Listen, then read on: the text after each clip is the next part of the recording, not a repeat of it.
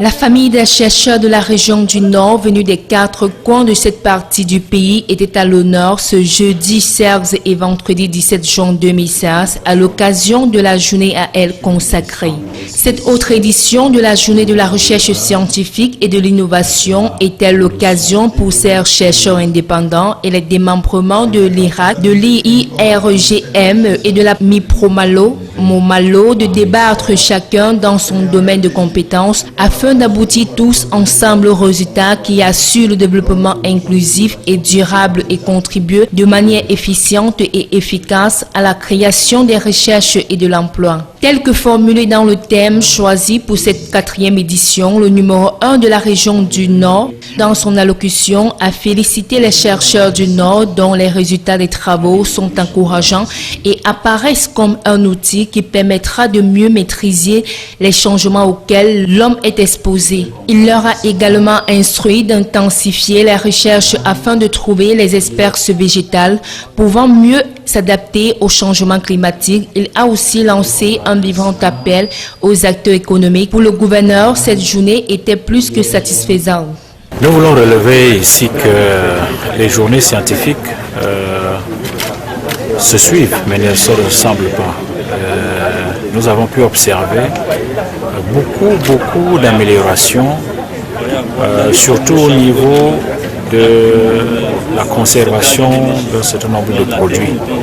Vous savez que ce qui le plus fait souvent mal, c'est les pertes après récolte. Et nous observons aujourd'hui de plus en plus que les chercheurs au niveau de notre région mettre sur pied un certain nombre de machines qui vont nécessairement faciliter un certain nombre de besoins domestiques.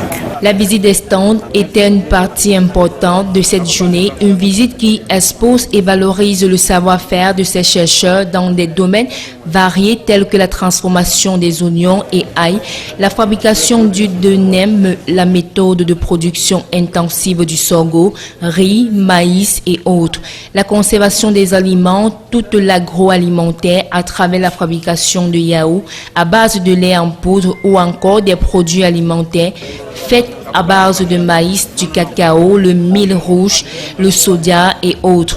Pour ne citer que cela, pour les organisateurs, cette journée était à son comble et plus que les années antérieures, son impact positif était visible à travers les expositions.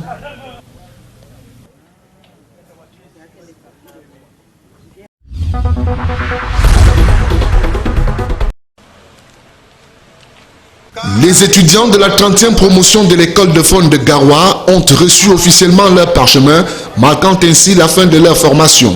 Des 29 candidats présentés à l'examen de sortie, 28 ont été déclarés admis, dont 13 au cycle C et 15 au cycle B, soit un taux de réussite de 99%. En recevant leur attestation, les lauréats ont tous promis de mettre en pratique les connaissances acquises. Aujourd'hui, nous venons de recevoir le diplôme de fin de formation des spécialistes de la faune. Nous en sommes tellement fiers parce que nous l'avons mérité. Ça fait 2 ans que nous sommes là. Nous sommes séparés de nos familles. Mais si aujourd'hui nous sommes récompensés par la République du Cameroun à travers l'école de faune de Garoua, c'est toute une fierté pour nos pays en particulier et pour le monde en général. C'est d'appliquer les conseils qu'on nous a donnés et aussi à essayer d'améliorer le système de travail qu'on a eu l'habitude à faire vu les connaissances qu'on a acquises pendant cette formation. Prenant la parole, le gouverneur Jean Abaté-Edi a fait savoir à ses ingénieurs qu'à la suite de cette remise des diplômes commence une autre phase de leur vie et de leur travail. Le secrétaire général au ministère des Forêts et de la Faune, qui représentait le ministre, satisfait de cette promotion, avait aussi un message pour ces lauréats, sans toutefois se priver de leur louer les mérites de l'école de faune de Garoua.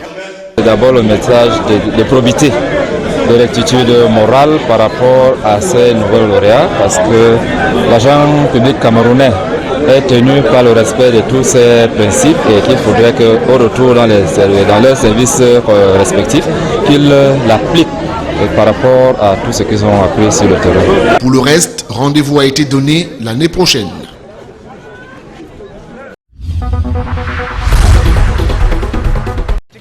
La ville de Toro, située à 40 km de Mokolo et à quelques encablures du Nigeria, a essuyé à maintes reprises les affres de la secte terroriste Boko Haram. La dernière attaque meurtrière remonte dans la nuit du 19 au 20 où les terroristes ont mené une incursion dans la dite localité, ayant causé la mort de 9 villageois, de nombreux blessés et 2 autres pris en otage. Plusieurs maisons avaient été incendiées et de nombreux bétails emportés au cours de cette attaque terroriste. Pour témoigner sa solidarité aux populations victimes, le chef de l'État a dépêché le gouverneur de la région de l'extrême nord auprès des populations meurtries. L'émissaire du président de la République n'est pas allé les mains vides. Mendy Awa Bakari a remis aux blessés et aux familles des victimes des appuis financiers et des denrées alimentaires. Le gouverneur a également transmis aux populations le message de condoléances, de réconfort et d'encouragement du couple présidentiel. On a été dépêché pour aller réconforter, présenter les condoléances, des mots de réconfort à ceux qui sont blessés, et aussi un appui financier et matériel pour l'ensemble de la population. Pour également porter du message de réconfort du chef de l'État à l'endroit des réfugiés, mais également cet appui vivre. L'envoyé du chef de l'État a aussi rendu un vibrant hommage aux membres du comité de vigilance pour leur bravoure. Après Tourou, le gouverneur s'est ensuite rendu au camp des réfugiés nigériens de Minawao. Ici, il a procédé à la remise des denrées alimentaires et du matériel de couchage aux pensionnaires de ce camp. Mendy Awa Bakari les a aussi exhortés à respecter les lois et règlements du Cameroun.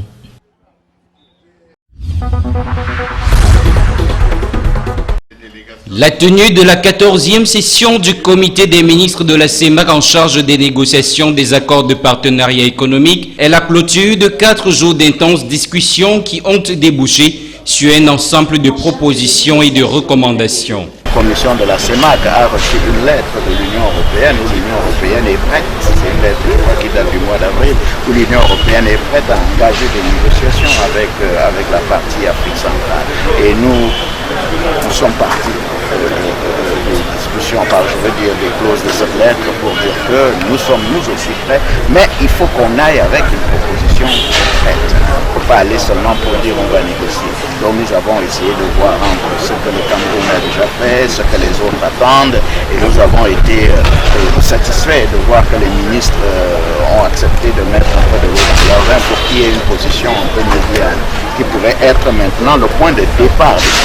Je dis encore, c'est des discussions, des négociations.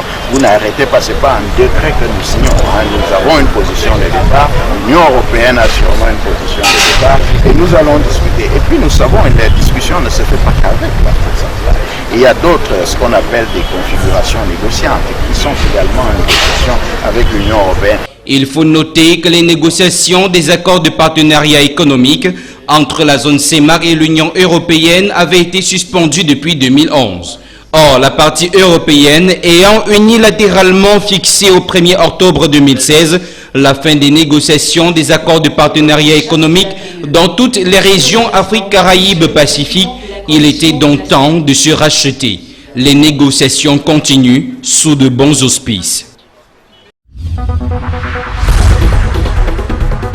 Près de 3 heures d'horloge, c'est le temps qu'aura duré la cérémonie d'installation non seulement du nouveau chef de la délégation permanente et régionale du comité central du RDPC pour le littoral, Laurent Issou, mais aussi des chefs des délégations départementales du Nkam, du Mungo, de la Sanaga-Maritime et du Vouri.